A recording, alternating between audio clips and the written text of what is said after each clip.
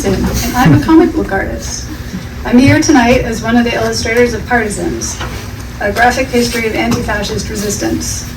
The story I drew is called The Hungarian Resistance by Sander Feinberg. It's about the rise of fascism in Hungary and the resistance that rose to meet it from within a country whose government largely turned its back on its own people. It's written as a conversation between a grandfather and his granddaughter, and it's informed by the author's own grandfather, Kalman Markey, one of many who worked across borders, both literal and moral, to fight fascism during World War II. Kalman Markey's mission in the US was to rally anti-Nazi support. Inside Hungary, resistance networks worked to feed the starving, forge identity papers, and move Jewish families to safety.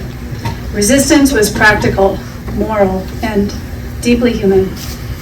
It feels fitting to share this story here at a place called Property is Theft, because both the book and this space remind us that resistance isn't abstract.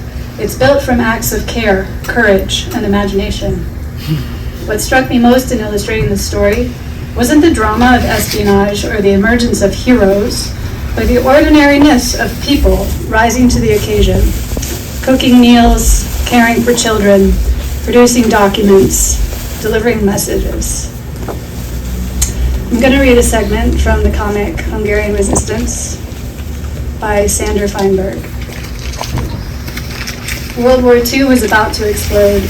In 1938, the first Jewish law was passed in Hungary, limiting Jews in professions, businesses, and schooling.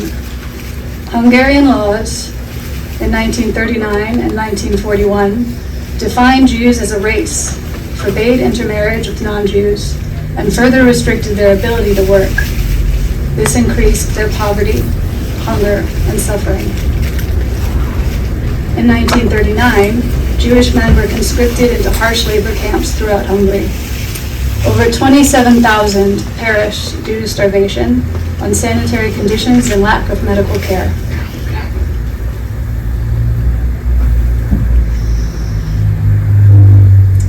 Jewish leaders in the country were in denial. We've been loyal Hungarian citizens. They won't treat us like the Jews of Poland and Germany. Other Jews, especially those with socialist or Zionist leanings, resisted the anti-Semitism despite the danger of standing up to the fascists.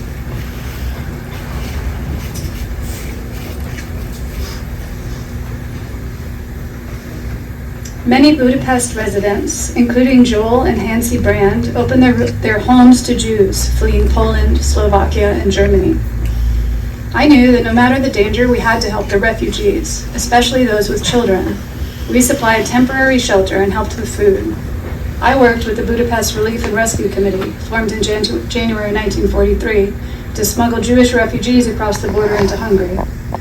If the Hungarian police or the German Gestapo were to get an inkling of what was afoot, we might all be shot out of hand.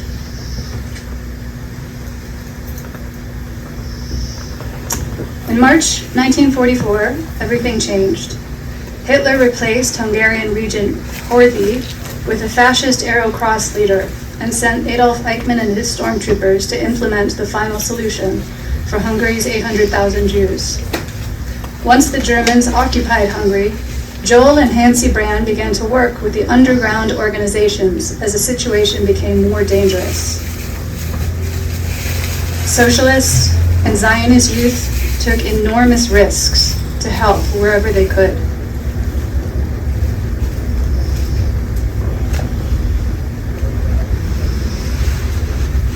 The underground resistance took many forms: forged documents, food, rescues, children's houses, and the teal. Sorry if I'm saying that wrong. Is it teal? The teal, which means hike or outing in Hebrew, was a large operation to move young Jewish people to safety in Romania. They crossed the border on foot at night, often with the help of local smugglers. Although many smugglers asked for payment, some villagers, particularly Seventh-day Adventists, helped for religious reasons. Historians estimate 15,000 people escaped this way. Young Budapest resistors created 55 children's houses to take care of 5,000 orphans and abandoned Jewish children.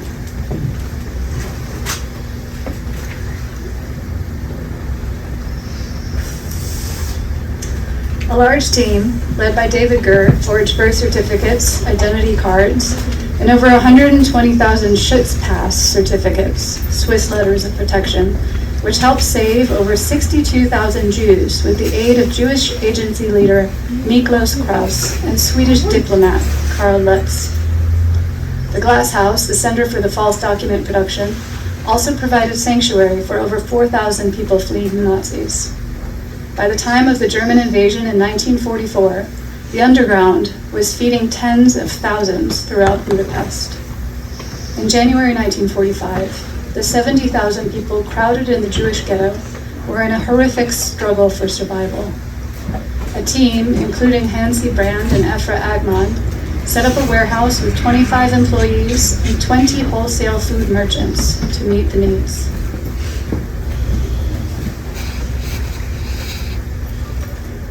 In 1944, the underground continued to make daring and controversial rescue attempts. 77 emissaries completed over 140 missions to warn residents in Hungarian rural areas of mass deportations and assist them to escape. Since Joel Brand spoke fluent German, he became a liaison between the Jewish groups and the Germans in Hungary. Brand was the principal negotiator with Adolf Eichmann in what became known as the Blood for Goods offer. Eichmann proposed releasing 1 million Jews in Europe in exchange for 10,000 trucks. The foreign allies would never agree to this deal, but desperate Jewish leaders thought the negotiations would slow down deportations to death camps. This strategy did not work. By July 1944, 437,000 Hungarian Jews, mostly from the countryside, including your ancestors from Saraspatak, were sent to Auschwitz, where most perished. Although Brand's mission failed, it helped alert leaders outside Hungary to the dire situation. The story goes on from there. Toward the end of the story, Feinberg includes a quote by historian Jacques Semler. When a country is overcome by hatred and fear, when war and massacres spread like the plague, there are nevertheless always a few men and women who do not join the pack. Without a word, they step aside. In secrecy and danger, they prefer to help rather than denounce, protect rather than destroy. I keep returning to that phrase, without a word, they step aside. It makes me wonder at the clarity it takes to do that, or what looks like clarity only appears in hindsight. Reading it now, it's hard not to think about the moment we're in, when fear of the outsider is once again being cultivated and weaponized, when agents of the state target immigrants and refugees, operating with increased impunity. It reminds us that fascism doesn't announce itself with a single law or slogan. It grows in the space where people stop imagining each other as human. The people that quote describes, and the people featured throughout Partisans, remind us that even under conditions where our collective sense of humanity seems to be collapsing, conscience survives. But how do we not join the pack? And how do we know when to step aside? History can make it look simple, as if the people who resisted knew what to do, but I suspect they didn't. They were probably as unsure as we are, living through confusion and fear, just trying to take the next right step as it appears. What guided them wasn't certainty, but conscience, that quiet internal compass that lets you move without needing to see the whole map. Sometimes I think about that with my own work. People ask how I choose my projects, and it's always a little embarrassing because I don't really choose in the strategic sense. I just keep saying yes to whatever finds me, to what shows up. It's not that I don't care, it's that I trust the pattern underneath will reveal itself. And over time, I've realized that even without a plan, what finds me is remarkably consistent. That's what trust looks like. Not knowing exactly where you're going, but knowing you're moving in alignment with yourself. And maybe that's what the resistance looks like too. Not a master strategy, or even a clear picture of victory, but a steady willingness to meet what arises with conscience and care. Maybe we're already part of something larger, even if we can't see it yet. Thank you.